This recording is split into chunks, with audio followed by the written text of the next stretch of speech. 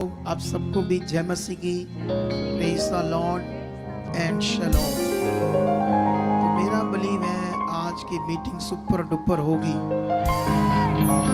मेरा बिलीव है आज की मीटिंग विश्वास से आने वालों को बड़ी डिलीवरेंस देगी। ये मेरा बिलीव है। तो अभी आंखें बंद करो और प्रार्थना करो आज के वचन के लिए कि परमेश्वर हम जो कुछ सीखने वाले हैं। अगर कोई बंदा आपसे कुर्सी की डिमांड करता है तो माइंड रखो, उसको दे देनी चाहिए। कोई भी कोई कंफर्ट फील नहीं करता नीचे, अगर उसकी डिमांड है मैं कुर्सी पर बैठना चाहता हूं तो दे सकते हैं आप लोग। ठीक है, आंखें बंद करो, अब प्रार्थना करो। जीवत परमेश्वर खुदाबंद,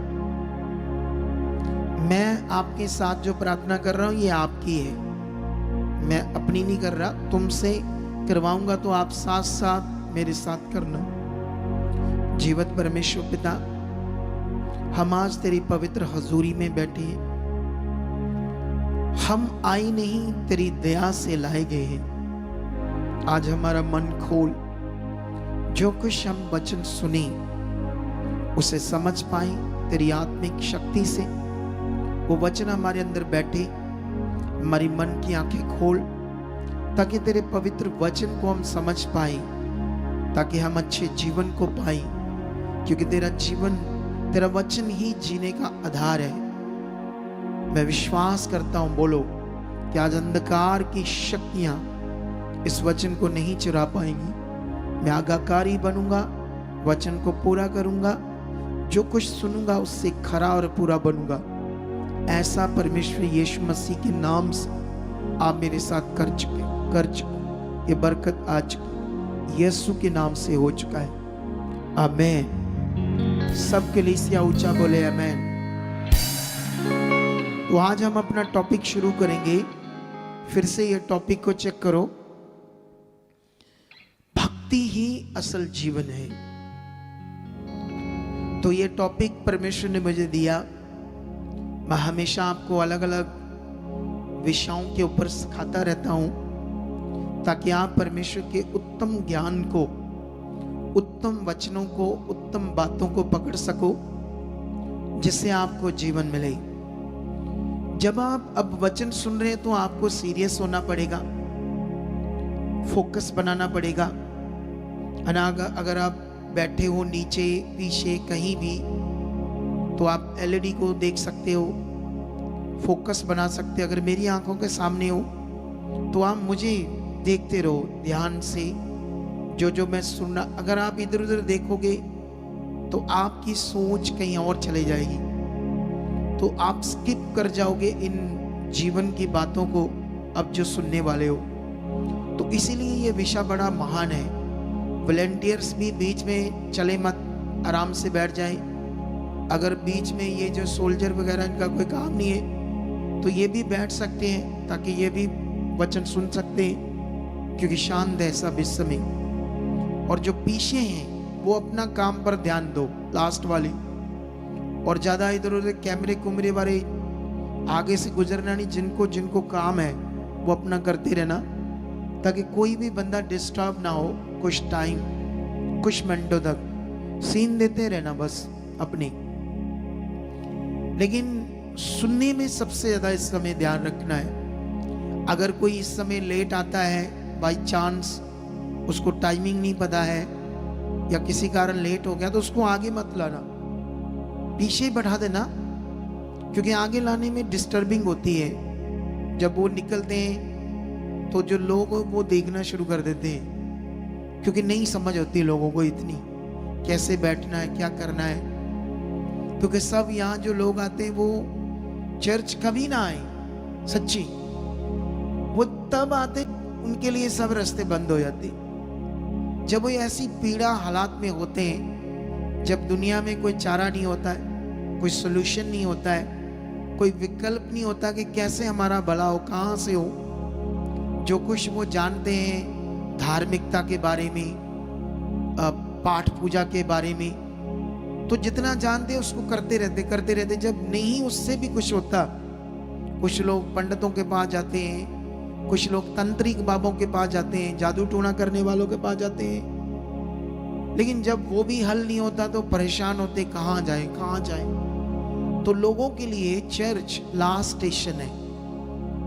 ये लास्ट स्टेशन है दुनिया के लिए, चर्च खुदा का घर। लेकिन यहां पर हम सतर्क हैं आपकी जिंदगी को लेकर, आपकी जिंदगी को बचाने के लिए। हालेलुया। तो आपकी जिंदगी बचेगी, लेकिन समझने पर। यहां सबसे बड़ा विषय है समझना। यहां पर सबसे बड़ा विषय है परमेश्वर की बात को, उसके वचन को समझना। तो आई होप, मैं बिलीव करता हूं कि तुम इसे अच्छे से समझोगे।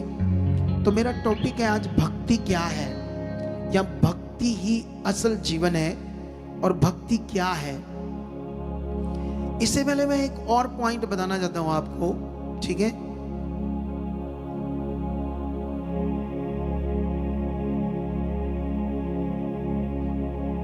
इस तरफ के इधर रहने चाहिए, उस तरफ के इधर। कंट्रोल नहीं है तुम्हारा, तुम्हें सिस्टम देना नहीं आता। सुनो, देखो ध्यान से अभी जो मैं चीज आपको समझा रहा हूं। जैसे हम खाना रोज खाते हैं, फूड, इसी तरह से बाइबल में लिखा है कि जो परमेश्वर का वचन है वो हमारा फूड है, रोटी है। जैसे रोटी के बिना आप रोज नहीं रह सकते, ये आपकी नीड है, परमेश्वर का वचन, रोज की रोटी। तो जो लोग इसे अच्छे से खाना नहीं जानते, इस रोटी को कैसे खाना है, आत्मिक रोटी को कैसे खाना है, परमेश्वर के वचन को कैसे खाना है, तो जब आप उसे खाओगे वो पचेगा आपके अंदर, तभी तो आप एनर्जी पाओगे, स्पिरिचुअल एनर्जी। तो इससे आपको बड़ा पावरफुल जीवन मिलेगा। तो ये पॉइंट हमेशा रखना। जो लोग कभी कभी आज आए हैं, फिर 15 दिन नहीं आए, फिर महीना नहीं आए, तो कितने रोटी तो खाई नहीं उन्होंने आत्मिक, तो कैसे जी पाएंगे आत्मिक। क्योंकि फिजिकल जीवन जो आप पृथ्वी पर जीते हो, इसके लिए तो आपके दिमाग में संसार का एक ज्ञान था। अगर हालात हैं, दुख हैं, तो जो धार्मिक गुरु होते हैं उन्होंने आपको बताया था कि ये आपके कर्म है, आपकी किस्मत है, ये भोगना पड़ेगा। आपके कर्मों में, किस्मत में जो लिखा हुआ वो भोगना पड़ेगा। अजीबोगरीब बात है कि अगर दुनिया बनाने वाले ने आपके कर्म लिखे हैं कि आपने दुख भोगने हैं, रोगों में रहना है, परेशानी में रहना है, आपके घर में क्लेश रहनी, बीमारियां रहनी है, तो ये अगर दुनिया बनाने वाले ने लिखे हैं तो ये तो ठीक हो ही नहीं सकते कभी। फिर उसने लिखे, ये तो भोगने पड़ेंगे। अजीबोगरीब दुनिया में मैटर है। फिर इसको ठीक करवाने के लिए मनुष्यों के पास जाते हैं, जो दुकानें डाली होती, तंत्रिक बाबा, पंडित, ये वो, कुछ वो झाड़ फूक करने वाले, कुछ छोटी छोटी गद्दियां लगाकर घरों में बैठे होते हैं, वो ओढ़ पोड़ करते हैं लोगों को, छोटा मोटा। वो मनुष्य कैसे आपके लिखे हुए को बदल देंगे? जो गॉड ने लिखा आपके जीवन में सब कुछ गड़बड़। तो ये सब खिचड़ी सिस्टम बना है इस दुनिया में, जिसे लोग ना जानकर अपने जीवन को खराब जी रहे हैं। लेकिन अगर तुम सही में सच्चाई को जानोगे तो बाइबल में लिखा, सत्य तुम्हें आजाद करेगा। तुम सत्य को जानोगे, सत्य तुम्हें आजाद करेगा। ये पॉइंट सीख लो। अभी मैं आपसे बात करना चाहता हूं, भक्ति क्या है। सच्ची सच्ची दुनिया में इंसान को यह समझ नहीं है भक्ति क्या होती है। आप जानते हो, इस दुनिया में कोई नंगे पांव चलता तो उसको भक्ति कहते हैं। कोई मूर्ति है, उसके ऊपर दूध डालते हैं, फूल चढ़ाते हैं, उसको भी लोग भक्ति कहते हैं। किसी तस्वीर के आगे कोई दिया जलाता है, कोई जोत जलाता है, उसको भी भक्ति कहते हैं। कितनों को बात समझ आती है?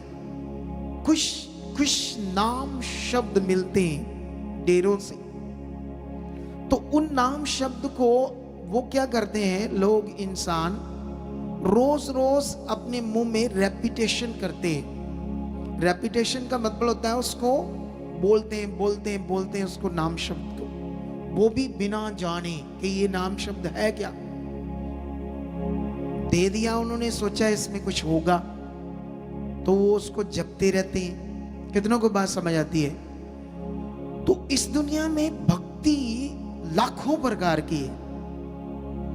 कोई आग जलाकर कुछ कर रहा है, कोई दरख्त के साथ कुछ कर रहा है, पेड़ों के साथ, उसमें कोई चुन्नियां बांध रहा है, कोई धागे बांध रहा है, कुछ और कर रहा है, कुछ जानवरों के साथ कुछ कर रहा है। तो लोग इसको भक्ति समझते हैं। कितनों को बात समझ आती है? तो दुनिया में तो बहुत तरह की भक्ति है, लेकिन आज तक इंसान को ये पता नहीं कि मुझे बनाया किसने, मुझे बनाने वाला कौन है। और उसे ना जानकारी तो खराब जीवन जी रहा है, उसे ना जानकारी तो अज्ञानता में। उसे जानेगा कैसे? क्योंकि वो तो दिखता नहीं है, वो इंसान नहीं है। बोलो, अगर वो कुछ होता तो मैं भी तुम्हें यहां दिखाता, तस्वीर के रूप में, कोई मूर्ति के रूप में, किसी चीज के रूप में। कितनों को बात समझ आती है? इसीलिए तुम्हें यहां कोई वस्तु नजर नहीं आ रही। मैं उसको समझने का एक ही विषय है, वो आपकी समझ। बस तुम्हें बड़ा ध्यान देकर उसे समझना होगा, क्योंकि वो ज्ञान में है। इस दुनिया का बनाने वाला किसमें है? वो ज्ञान में है, ज्ञान में। और जो तुम्हें जीवन मिलना, वो भी कैसे मिलना? वो भी ज्ञान से मिलना है। क्योंकि परमेश्वर ने कहा, मेरी प्रजा मेरे ज्ञान बिना नाश हो रही है। ये बड़ा पावरफुल पॉइंट है। लेकिन अब हम जानते हैं कि दुनिया में बहुत कुछ इंसान कर रहा है, क्योंकि वो सोचता है ये भक्ति है। भक्ति क्या होती है, आज मैं ये तुम्हें समझाने वाला हूं, ताकि आप और भी अपने आप को परमेश्वर के साथ पक्का कर सको और सच्चाई को और समझ सको। चलो मैं एक दो वचन पढ़ता हूं बाइबल से सबसे पहले आपके लिए, फिर टॉपिक में हम आज बढ़ते जाएंगे आगे। तो यहां पर पहला तिमोथियस उसका 4 का 7 और 8 वचन पढ़ते हैं। क्या लिखा? पर अशुद्ध और बूढ़ियों की सी कहानियों से अलग रहे और भक्ति की साधना कर, क्योंकि देह की साधना से कम लाभ होता है, पर भक्ति सब बातों के लिए लाभदायक है, क्योंकि इस समय की और आने वाले जीवन की भी प्रतिज्ञा इसी के लिए है। अब यहां पर जो मैं आपको समझा रहा हूं, या परमेश्वर का जो वचन परमेश्वर ने हमें दिया है, तो इसे हमें समझना होगा। यहां पर लिखा इंसानों की वो बूढ़ी हो चुकी कहानियां आज भी ऐसे किसी की कहानी आपके सामने आएगी। एक बार मेरे ऊपर ब्लैक मैजिक हो गया था। मैं जब कुंवारा था तो मेरे मरने वाले हालात हो गए थे। तो मेरे माता पिता इतना पढ़े लिखे नहीं थे, साइंस के बारे उन्हें समझ नहीं थी। तो मैं भी उस समय इतना पढ़ा नहीं था, शायद 9वीं क्लास में था, 10वीं क्लास में, 9वीं में था। तो गांव के स्कूल में पढ़ा, गवर्नमेंट में, तो मुझे भी इतना ज्ञान नहीं था। गॉड कौन है, इस दुनिया का रचने वाला कौन है। तो जब मेरे ऊपर ब्लैक मैजिक कर दिया गया किसी से, तो मेरे ऊपर दुष्ट आत्मा आने लगा। मेरा बड़ा बुरा हाल था। मेरी माँ मुझे बड़ी जगहों पर लेकर गई। एक मेरी दादी, वो दादी नहीं, सॉरी, नानी, वो मेरी मम्मी को ना एक जगह पर, एक डेरे पर लेकर गई। वहां पर ऐसे ना एक फोटो थी सुकड़े से बंदे की, सुकड़ा सा, हड्डियां बाहर आई हुई थी। तो हड्डियां बाहर आई थी तो लोग उसको माथा टेक रहे थे। वो मर चुका था वो इंसान। तो नीचे उसके बारे में कुछ लिखा हुआ था। तो जब मैंने भी पंजाबी में पढ़ा या लोगों ने बताया, तो वो बंदे ने 12 साल लिखा था कि रोटी नहीं खाई, सूख गई इसकी बॉडी। ठीक है, तो तब मुझे नॉलेज नहीं था। तो लोग उसको ऐसा समझ रहे थे कि बहुत बड़ा काम किया इसने।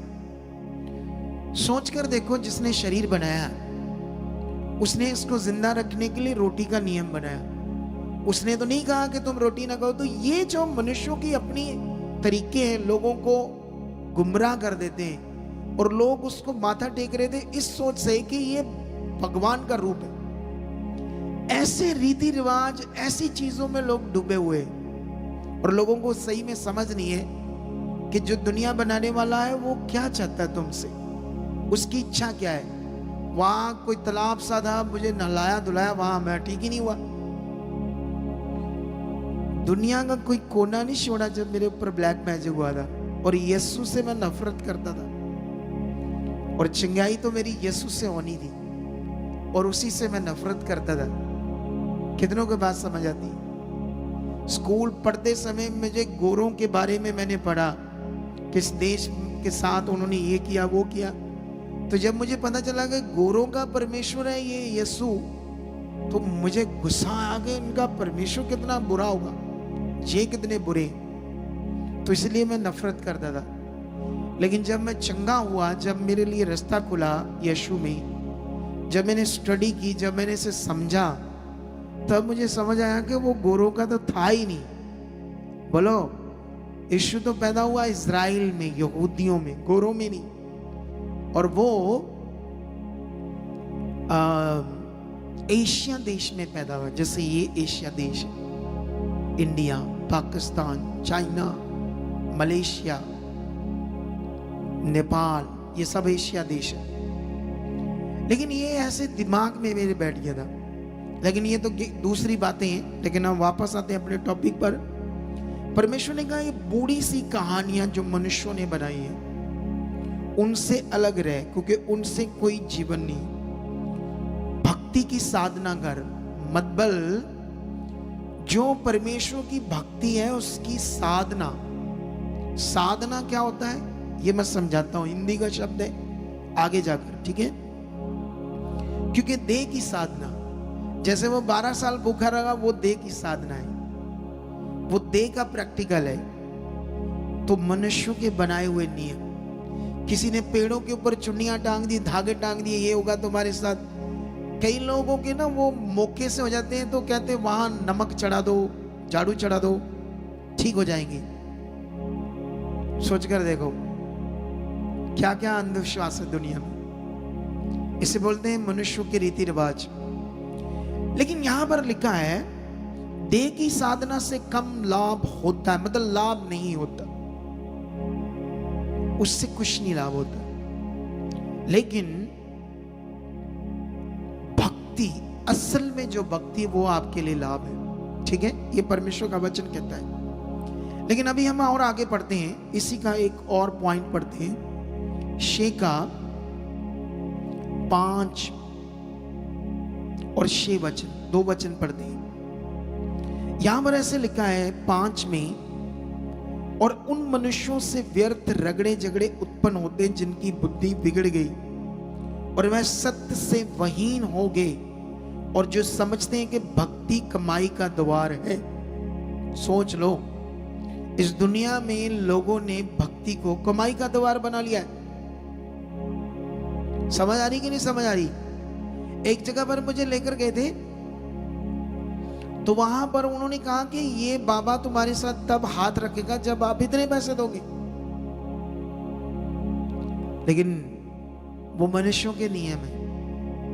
लेकिन यहां खुदा आपको जीवन पैसों से नहीं देता, तुम्हारे विश्वास से जीवन देगा, तुम्हारे मन फिराने से तुम्हें जीवन देगा। कितनों को बात समझ आती है? लेकिन यहां पर लिखा कुछ लोग भक्ति को कमाई का द्वार समझते हैं, पर संतोष सहित भक्ति बड़ी कमाई है। तो इन बातों में अभी मैं आपको क्लैरिटी दूंगा, एक्चुअली में परमेश्वर कौन है, उसकी भक्ति क्या है, ठीक है? और जब ये क्लैरिटी तुम्हें मिलेगी, इसमें अच्छे से शुरू करना, अपने आप को ढालना, फिर देखना कितनी बड़ी बड़ी गवाहियां तुम्हारी बनती और बड़े काम तुम्हारी जिंदगी में होते। हालेलुया। चलो एक वचन और पढ़ाते तुम्हें कुलसियों की बुक से। यहां पर मैं तुम्हें एक वचन पढ़ाऊंगा जो हजारों साल पहले लिखा गया, जिन वचनों से मैं भी अनजान था, लेकिन आज परमेश्वर ने मेरी भी बुद्धि को खोला है। ठीक है, अगर तुम 21 में पढ़ोगे, कुलसियों 2 का 21, तो ये ना चखना, उसे ना छूना, इसे ना हाथ लगाना। तो दुनिया में ऐसे भी भक्ति है, ये मत खाना, ये मत छूना, ये मत करना, उसको भी भक्ति का एक पार्ट कहते हैं। कितनों को बात समझ आती है? समझ आती कि नहीं समझ आती है? अब देखो, दुनिया तो सारी किसने बनाई? एक परमेश्वर ने। ऐसा नहीं जैसे दुनिया में अलग अलग धर्म है तो अलग अलग गॉड है, तो उस हिसाब से समझना पड़ेगा कि ये जो आसमान है फिर ये किस गॉड का है। काफी उलझन का विषय दुनिया में। इसी उलझन के विषय को ना समझ कर ही तो दुनिया भटक रही है। धर्म धर्म से लड़ रहा है, जात जात से लड़ रहा है। इंसान बाजार में जाते, छोटी सी बात से एक दूसरे को मारने धाड़ने पर शुरू हो जाते हैं, क्योंकि वो पापी हैं। उन्हें समझ नहीं है कि हम पापी इंसान, उनके अंदर जो पाप है ना, वो ही मनुष्यों को मरवा रहा है, लड़वा रहा है। लोगों के पास इतना पैसा ना, कई लोगों के पास, लेकिन आज भी उनकी फैक्ट्रीज में इतनी धोखाधड़ी है। आप देखना, लोगों की दूध दही की दुकान है, तुम्हें मारने के लिए नकली मटेरियल बेचते हैं, नकली दूध, उसमें मिलावट करते हैं क्योंकि पैसा चाहिए उन्हें। उनकी बुद्धि बंद है। क्या करना पैसा? साथ तो जाना नहीं। हाँ, जरूरत है पैसे की। क्या है पैसे की? हमें ये जरूरत की चीज है। तुम्हें बहुत देगा, तुम्हारी सोच से भी ज्यादा देगा परमेश्वर, लेकिन तुम्हें सत्य पर चलना होगा। तुम्हें कोई भी ऐसा काम नहीं करना जिससे मनुष्यों का नुकसान हो। तुम्हें नशा नहीं बेचना। तुम्हारा खाने पीने का कोई है, कोई रेस्टोरेंट है, कोई रेडी है, कुछ भी है, तो अच्छा ऑयल वगैरह यूज करो, अच्छा मटेरियल यूज करो, चाहे पैसे कम बचे, लेकिन मनुष्यों के साथ धोखा ना करो। तुम बड़े बड़े 5 स्टार होटल्स में जाओ, रेस्टोरेंट्स में, गंदे रिफाइंड्स यूज करते हैं, इतना लालच है उन्हें, सस्ते वाले। कितनों को बात समझ आती? क्योंकि लालच पैसे का। 10-10 दिन के बासी फ्रीजर्स में लगे हुए खाने को वो गरम करके तड़के लगा के मसाले अच्छे से खुशबूदार मसाले डालकर तुम्हें बासी खाना दे रहे। लालच है, लालच। लालच कहां से आए? पाप से। मनुष्य पापी है। बाइबल का कॉन्सेप्ट इसलिए बड़ा है। तुम जब भी तुम्हारा कोई रेस्टोरेंट होगा या तुम्हारा कोई भी खाने पीने का, अच्छे से साफ सुथरा खिलाना, तुम्हें खुदा इतनी बरकत देगा ना। तुम्हारे थोड़े पैसों में सबसे पहले तो तुम्हें वो बीमार नहीं होने देगा परमेश्वर। जो लोगों की लाखों करोड़ों रुपए बीमारियों में लग रहे, वो तुम्हारे बचेंगे और वही पैसे तुम्हारे घर में बरकत का कारण बनेंगे। लोग बीमारियों से आज कर्जे के नीचे दबे हुए, तुम्हारा वो पैसा बचेगा। तुम्हें सत्य पर चलना है, परमेश्वर के साथ चलना है। कितनों को बात समझ आती? लेकिन यहां पर दुनिया में मनुष्यों का ज्ञान है। आप जानते हो, बाइबल में एक जगह पर यीशु मसीह के पास कुछ फरीसी और सदूकी आकर झगड़ा करते हैं। कहते तेरे चेले बिल्कुल अबुद्धिमान है, इन्हें ये तो हाथ भी नहीं धोते खाना खाने के लिए। तब बड़ी पावरफुल शिक्षा यीशु मसीह ने दी वहां पर। यीशु मसीह ने उन्हें कहा, मैं ये वचन आज पढ़ाना चाहता हूं आप लोगों को, क्योंकि हमारा टॉपिक ही इन्हीं बातों पर है। क्या है ये? तुम्हें वचन मिलेगा मत्ती 15, ठीक है, 15 निकालो और इसे पढ़ते हैं हम 15 अध्याय को। मेरे टॉपिक में यह वचन नहीं था, लेकिन पवित्र आत्मा ने दे दिया। 15 में ऐसे लिखा, तब यरूशलेम से कुछ फरीसी और शास्त्री यीशु के पास आकर कहने लगे, तेरे चेले पूर्वजों की परंपराओं को क्यों टालते हैं कि बिना हाथ धोए रोटी खाते हैं? उसने उनको उत्तर दिया, तुम भी अपनी परंपराओं के कारण परमेश्वर की आज्ञा टालते हो, क्योंकि परमेश्वर ने कहा अपने माता पिता का आदर करना, और जो कोई माता पिता का बुरा कहे, माता पिता को बुरा कहे, वह मार डाला जाए। लेकिन यहां पर अगर तुम चेक करोगे तो यीशु मसीह उन्हें वचन दे रहे हैं उन शास्त्रियों को। शास्त्री कौन होते पता आपको?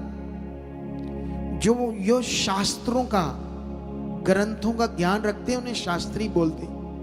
इसका मतलब वो कितने बुद्धिमान थे, कितने शास्त्रों का उनके पास ज्ञान था, जिन्होंने यीशु मसीह को क्वेश्चन पुट किया और चेलों को डाउन करने की कोशिश की, रद्दने की कोशिश की अपनी बातों से। लेकिन यीशु मसीह ने उन्हें वचन दिया, तुम भी अपनी परंपराओं के कारण परमेश्वर के वचन को टालते हो। यशायाह ने तुम्हारे विषय ठीक भविष्यवाणी की, तुम होठों से तो उसका नाम जपते हो, धन्यवाद करते हो, जो भी गॉड है किसी का भी, ठीक है, होठों से तो उसका नाम जपते हो, लेकिन तुम्हारा मन उस गॉड से, असल गॉड से दूर है।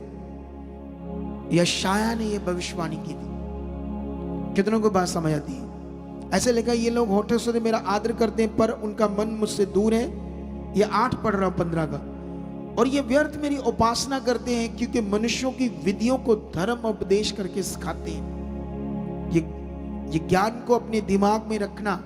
अगर बेस्ट लाइफ चाहिए तो, अगर जबरदस्त लाइफ चाहिए तो।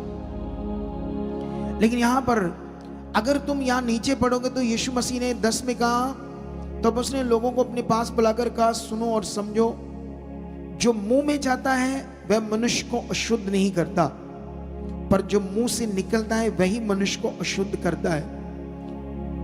जो तुम खाते हो, क्योंकि खाने पीने वाली चीजों के लेकर भी इस दुनिया में ज्ञान है। ये ना छूना, ये ना खाना, डेरों में कई तरह का ज्ञान है। आप जानते हो शेर को किसने बनाया? बोलो।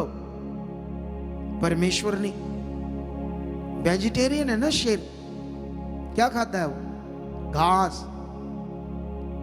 घास खाता है ना, पत्ते, घास शेर। मछलियां क्या खाती है? और जानवर क्या खाते हैं? तो ये परमेश्वर ने डिफरेंट तरीके से उन्हें बनाया।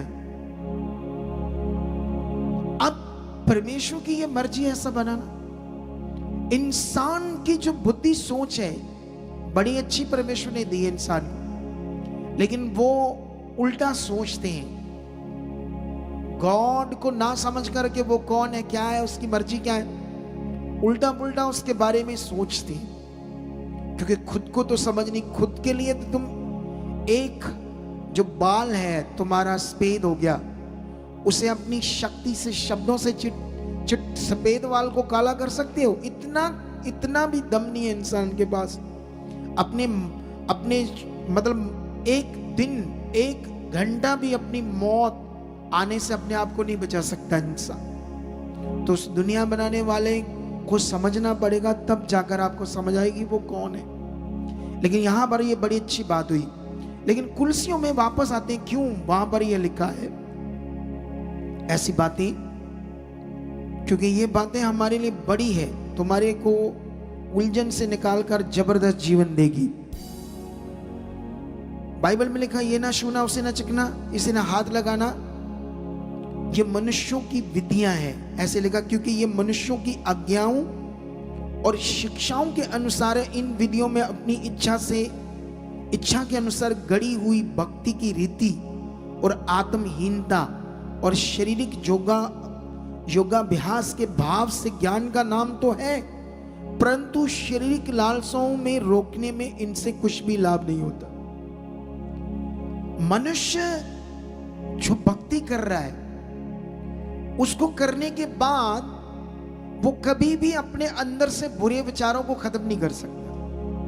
लेकिन अगर तुमने रियल गॉड, जो एक्चुअल में परमेश्वर है, जब उसकी भक्ति का सही नियम तुम्हारी जिंदगी में आया, तो तुम्हारी जिंदगी में कोई बुरी बात नहीं रहेगी। ना तुम्हारे अंदर बुरे विचार होंगे, ना गंदे विचार होंगे, ना बुरी बातें होंगी, ना छल की बातें होंगी, ना झूठ की बातें होंगी, ना विरोध की, ना बुरी।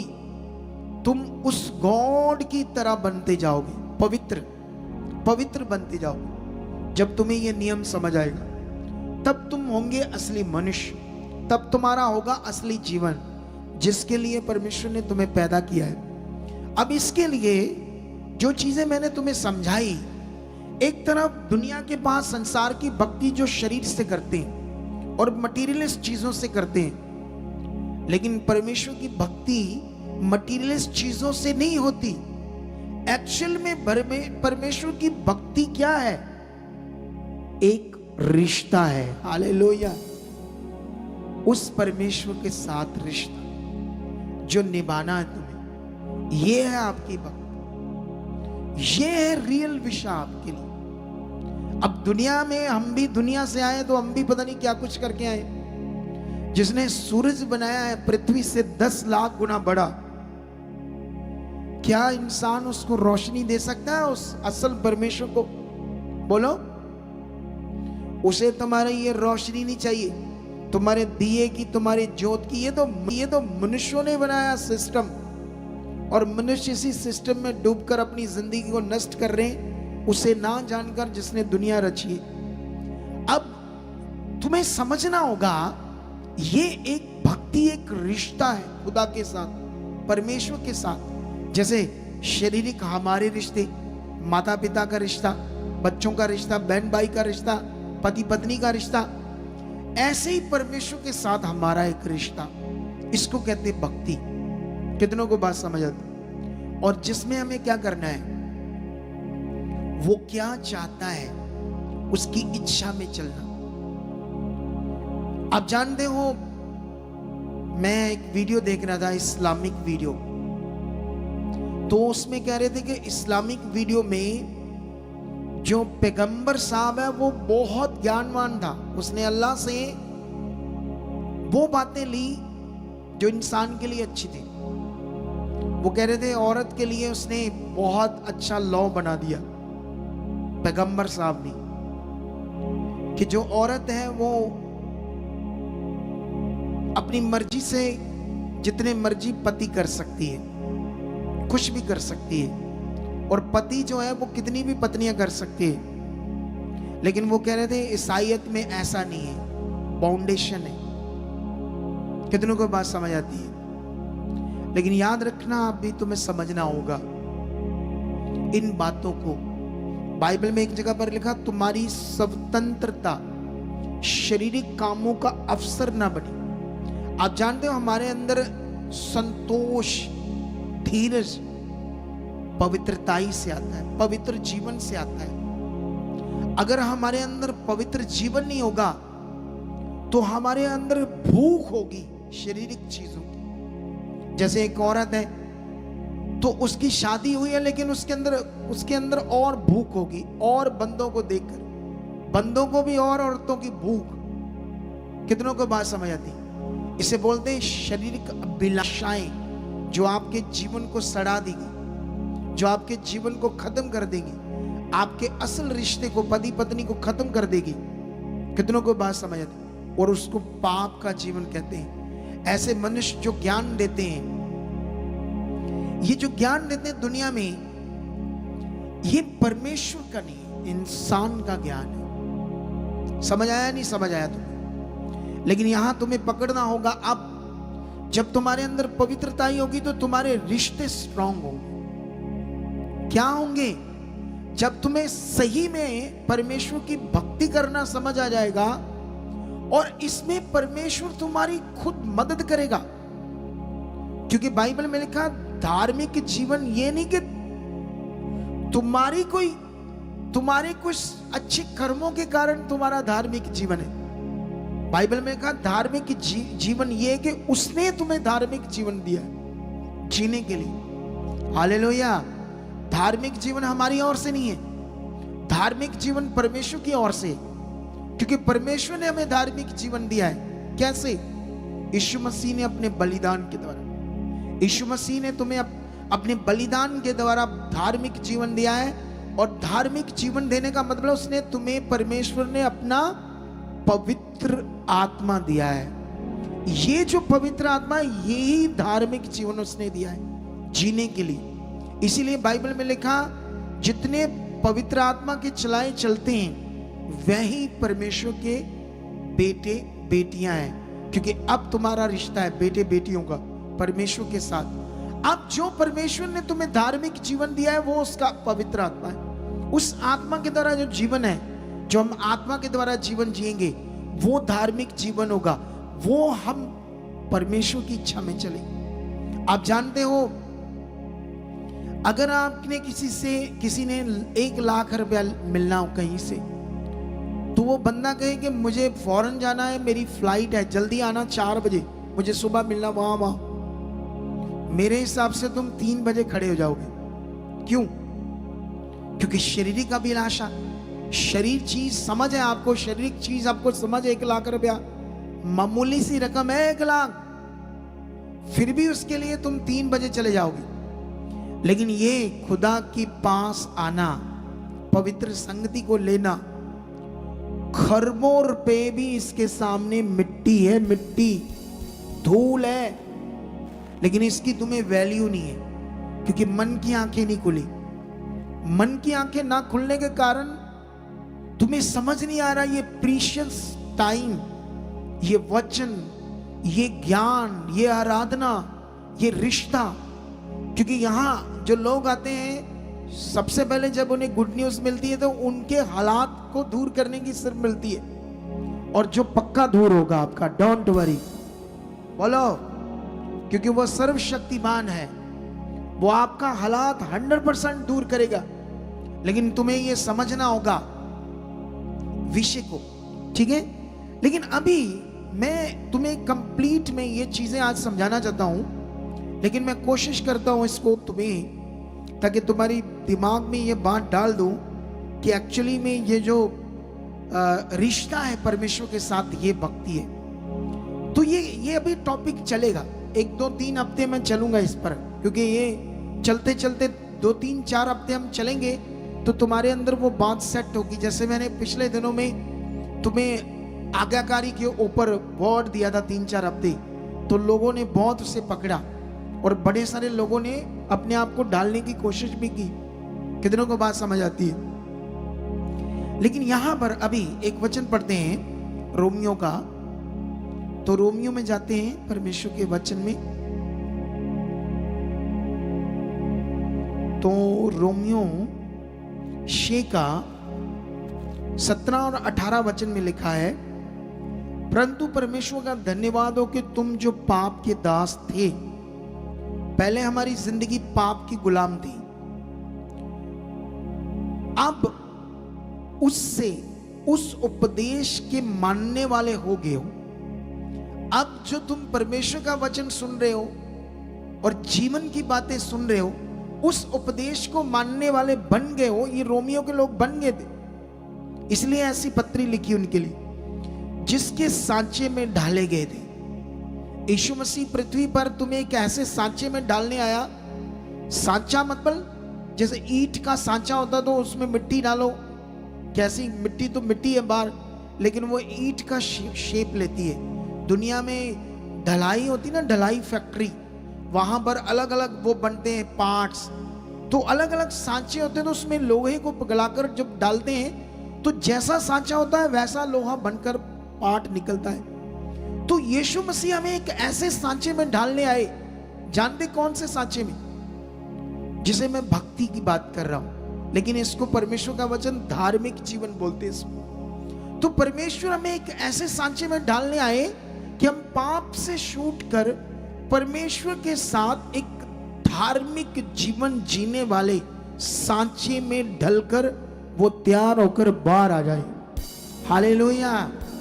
और जब तक तुम ये समझ नहीं पाओगे ज्ञान को, तुम पृथ्वी पर जैसे पहले भटके हुए थे और पत्थर, मिट्टी, इंसानों की रीति रिवाज, उन मटीरियलिस्ट चीजों में ढूंढ रहे थे जीवन को, भगवान को, तो उसमें कैसे हो सकता है वो? वो तो मनुष्य के हाथ की बनाई चीजें, वो तो मटीरियलिस्ट चीजें हैं, वो तो उस गॉड के बनाए हुए गन है। तो उनको पकड़कर इंसानों ने अपनी बुद्धि से कुछ बना दिया और सोचा इसमें जीवन है। जीवन उसे समझना है गॉड को, तो उसके लिए उस धार्मिक जीवन को जो परमेश्वर ने इस पृथ्वी पर दिया है, जिसे तुम्हें समझना होगा, जो आत्मा का है, पवित्र आत्मा का है। जब तुम ये ज्ञान को समझ पाओगे तब तुम इसमें प्रैक्टिकल करने लगोगे अटर्नली, तो तुम बदलने लगोगे। तुम्हें यहां तक तुम ऐसे मनुष्य हो जाओगे कि तुम्हारे घर में कुछ गड़बड़ होने वाली तुम्हें वो भी पता चल जाएगा, ऐसे मनुष्य बन जाओगे। सोचो कितना ये पावरफुल जीवन है। तुम्हें परमेश्वर अनुभव कराएगा चीजों, नेगेटिव चीजें कहां वो भी फील होंगी।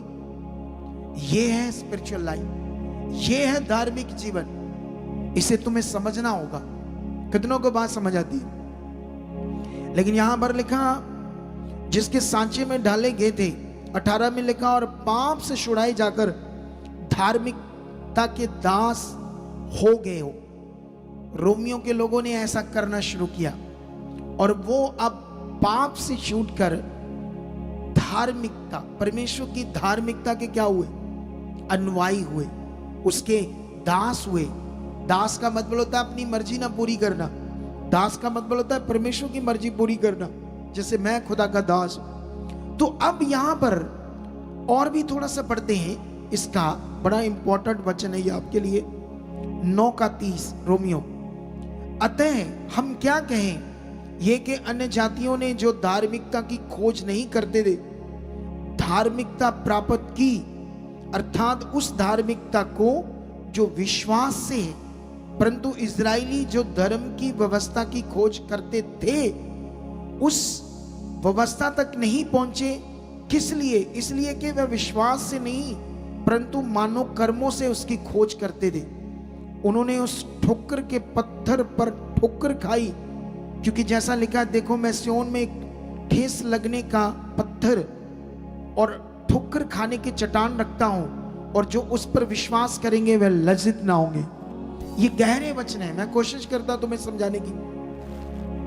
इजरायली एक ऐसा वंश था पृथ्वी पर, एक ऐसा पार्ट था जो दुनिया के बनाने वाले के साथ था, और उन्हीं से दुनिया भटकती भटकती, बाइबल पढ़ोगे तो उन्होंने पत्थर मिट्टी की चीजों को बनाकर उनमें जीवन और भगवान को खोजना की कोशिश की। बाइबल में तुम चेक करोगे तुम्हें समझ आ जाएगा, ठीक है। लेकिन इजरायली जो थे उनके पास भी कुछ मटीरियलिस्ट चीजों की व्यवस्था थी उस समय, और उसी में वो लिप्त होगी। उससे ऊपर वो अंदर से अटर्नली जो गॉड को समझना था। हम परमेश्वर को अंदर से समझ सकते हैं। अगर आपने जीवन पाना तो ये अंदर से होना है, बाहर शरीर के ऊपर कुछ लगाने से तुम्हें जीवन नहीं मिलना है। कितनों को बात समझ आती है? ये विषय इतना पावरफुल।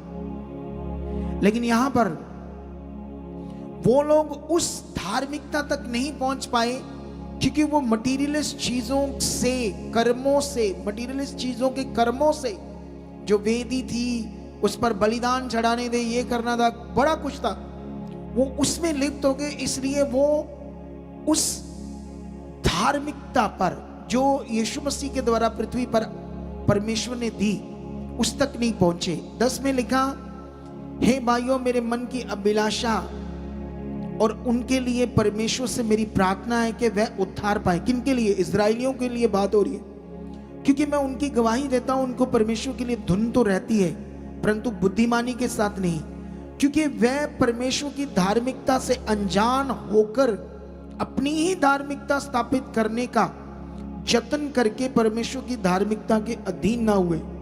हालेलुया! कितना पावरफुल वचन है ये। इजरायली भी परमेश्वर की धार्मिकता से अनजान रह गए, क्योंकि वो अपनी धार्मिकता को स्थापित करते रहे। आज यही दुनिया में हो रहा है और जिससे मनुष्य परेशान है।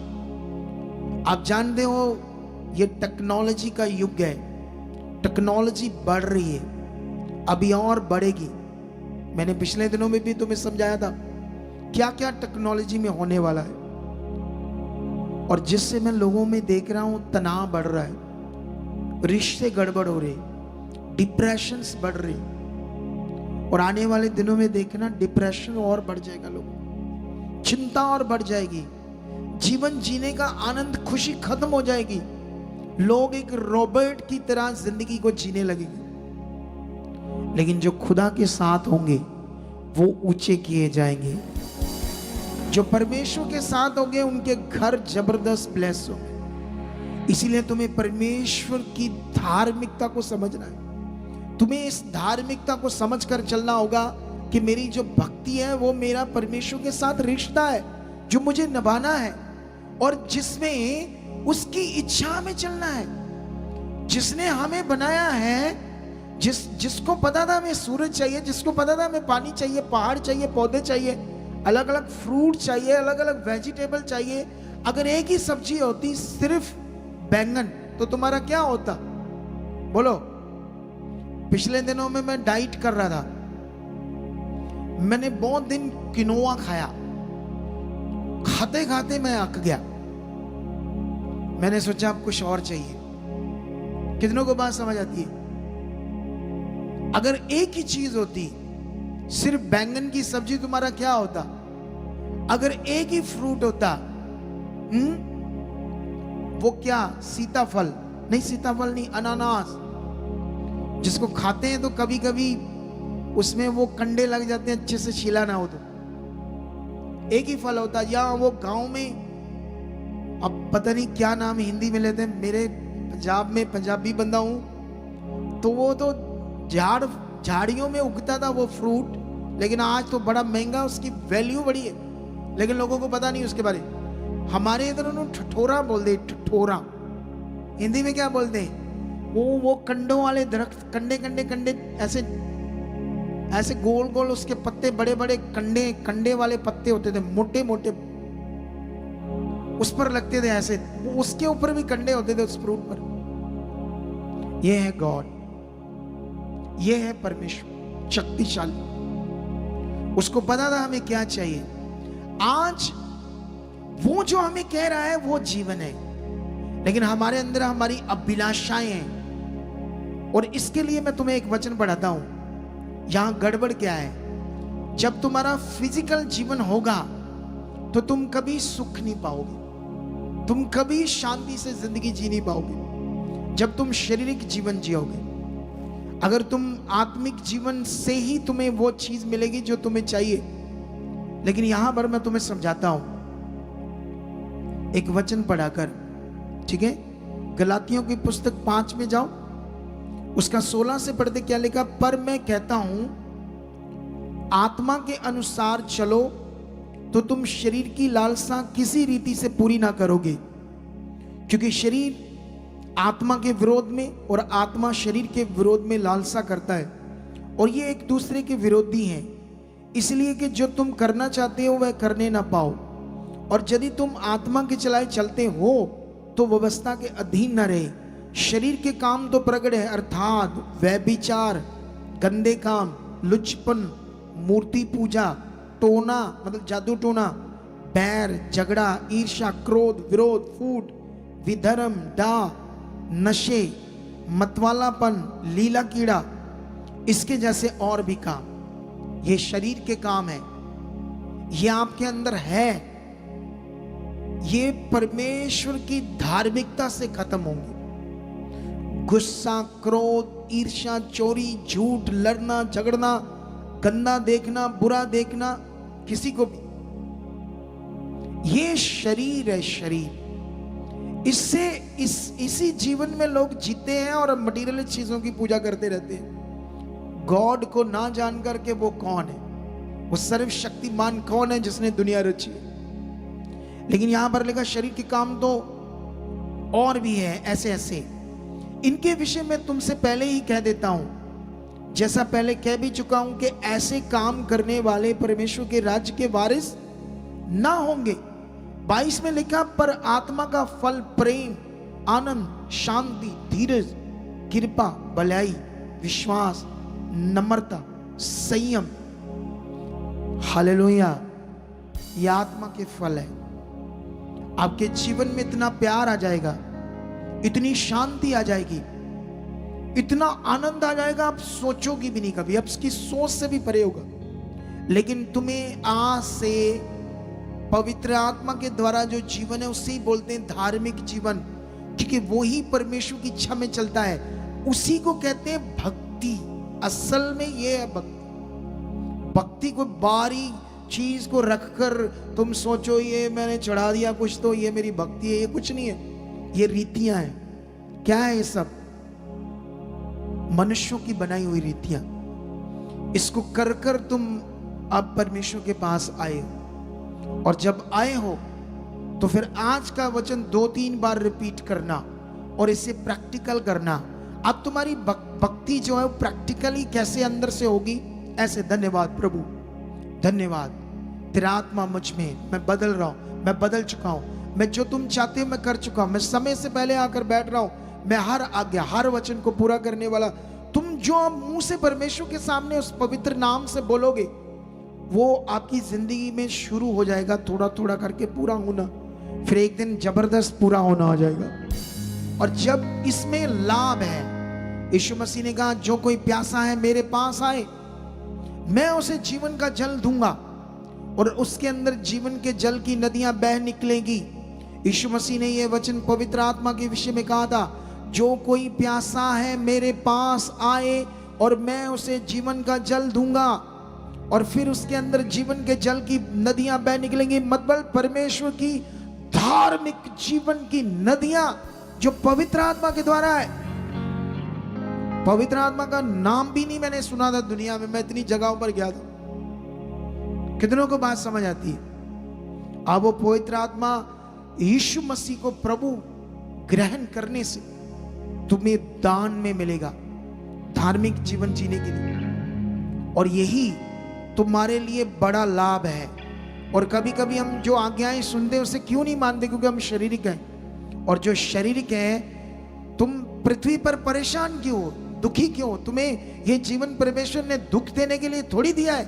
ये तो मनुष्यों का ज्ञान है जो तुम पकड़ कर बैठे हो, कि अभी हमारे चर्चेस वाले भी यही बीच में मिक्स करके आपको ओ प्रभु तुम्हारी परीक्षाएं लेगा, ये करेगा वो करेगा, तुम्हारे साथ तुम्हें चक्की की तरह पीसेगा पहले, फिर तुम्हें ठीक करेगा, फिर तुम्हारा अच्छा करेगा। ले, वो कुछ नहीं ऐसा करता, वो बस प्यार करता।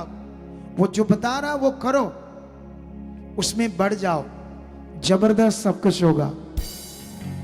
हालेलुया। क्यों दुनिया में सबसे पहले पूरे वर्ल्ड में इस मिनिस्ट्री को पॉजिटिव मिनिस्ट्री कहा गया? ये वर्ड कहां से आएगी? ये पॉजिटिव मिनिस्ट्री है। क्यों कहा गया कि यहां जो प्रार्थना होती है वो पॉजिटिव होती है?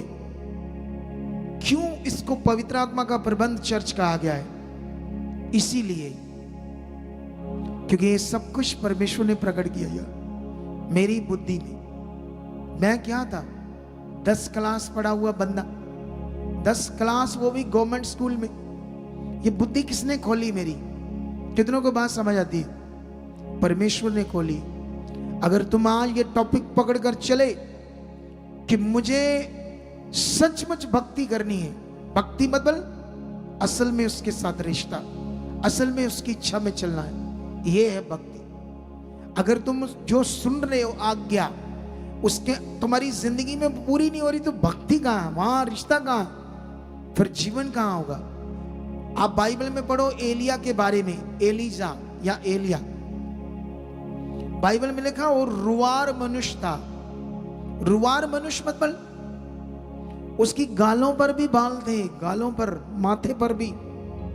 कितनों को बात समझ आती है? आज हमारे यहां थोड़े थोड़े बाल आते, हम थ्रेड करते हैं, वो थ्रेडिंग करते हैं ना, बहनें भी भाई भी करते हैं या नहीं करते? ये आईब्रो को भी करते हैं बढ़िया सा बनाने के लिए, सुंदर लगने के लिए। लेकिन जो एलिजा था उसका ये नहीं था कुछ भी, उसको कोई देखकर लाइक नहीं करेगा। जैसे अभी दुनिया में गड़बड़ है ना, गड़बड़ है। दुनिया शादी कैसे करते? देखकर, सुंदर देखकर, अच्छे विचारों को देखकर नहीं करते शादी। चाहे बाज डंडे डंडी होंदे होन, है जहां हिंदी में कहे डांगो डांगी, बातों से घन, एक के 47 भेड़ी हो रोज एक दूसरे के प्रति। पहले शुरू में शक्ल देखकर शादी कर ली। क्या कर ली? शक्लों को देखकर शादी कर देना। हम शारीरिक नियम हमारे पास, हम गुण देखकर नहीं करते। परमेश्वर पसंद करता है हर एक को, क्योंकि उसने सबको बनाया, काला पीला लाल चिट्टा जो भी उसने बनाया, छोटे कद का बड़े कद का कैसा भी, उसके लिए सब अच्छे हैं, सब अच्छे हैं। रुआर मनुष्य था वो, रुआर। उसको देखकर उससे कोई लाइक नहीं करेगा, क्योंकि देखने में वो सुंदर नहीं लगेगा। लेकिन वो आसमान से उस भक्ति का जीवन जीकर आग ले आता था, आग। 400 लोगों को जो शैतान के नबी थे उसने जला दिया, आग से खत्म कर दिया, हिला दिया उस समय की सरकार को, राजा को। मैं आधुनिक युग में हूं, एलिया की तरह भी कुछ चीजें नहीं कर पाया, लेकिन बहुत कुछ तो मैं भी कर रहा हूं, क्योंकि वो एक्चुअली में भक्ति जीवन जी रहा था। उसके अंदर कोई अभिलाषा नहीं थी, उसके चेले के अंदर कोई अभिलाषा नहीं थी। आज सुसमाचार देने के लिए मैंने तुम्हें टीचिंग दी है। सुसमाचार देते देते अभी तो तुम तैयार भी नहीं हुए परमेश्वर की इच्छा में चलने वाले। लालच आता है, तुम सोचते मुझे पैसा आया सारा उथे पापा जी को जाई जाता है, मैं शदाई बनया उदा ही तुरया फिरदा। पापा का कोई पैसा नहीं है, सारा खुदा का है। जो कुछ यहां किसका है? जब तुम खड़े रहोगे, तुम टेस्ट से पास होगे, तो तब वो तुम्हारे लिए भी बड़ा कुछ करेगा। और उससे पहले तुम बुद्धि लगाओगे, शारीरिक जीवन जियोगे, तूड़ी की तरह उड़ा देगा शैतान। बाद में मुझे ना कहना कि बचाओ या बताया नहीं, सिखाया नहीं। आप कितनों को बात समझ आती? तो इन बातों को ध्यान रखना आप लोगों ने। एलीशा के पास एक चंगाई लेने आता है अराम देश के राजा का सेनापति, जिसको कोढ़ हुआ था। जब वो आता है ना, तो वो पढ़कर देखो कितना 300, लगभग 300 कुछ किलो सोना लेकर आया था, और चांदी, और उस समय के कपड़े कीमती। मैंने एक दिन ये कैलकुलेशन करके बताया था, लगभग पता नहीं 70 करोड़ का मटेरियल लेकर आया था वो, आज के युग के हिसाब से। तो एलीशा ने उसका एक 5 पैसे भी नहीं लिया। क्यों?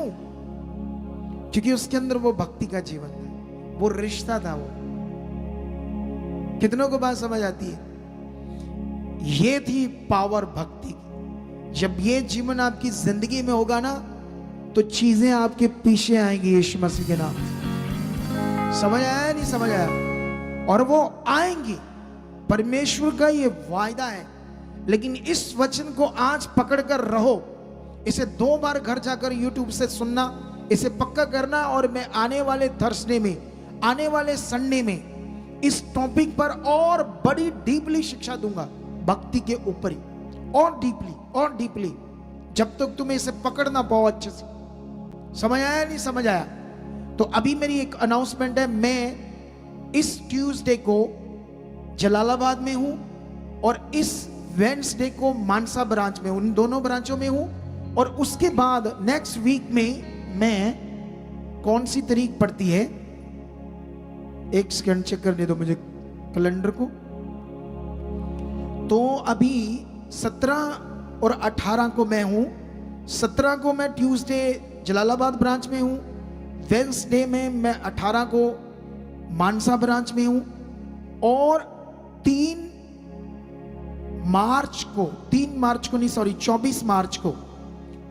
मार्च को मैं सिरसा ब्रांच में आऊंगा। तो वहां आगे सुसमाचार दे देना लोगों को, मेरा मैसेज दे देना, ताकि वहां पर मैं जब जाऊं लोगों पर वर्क करूं।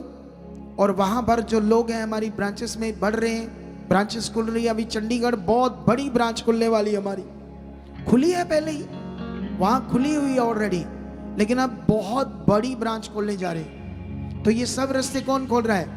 परमेश्वर खोल रहा है।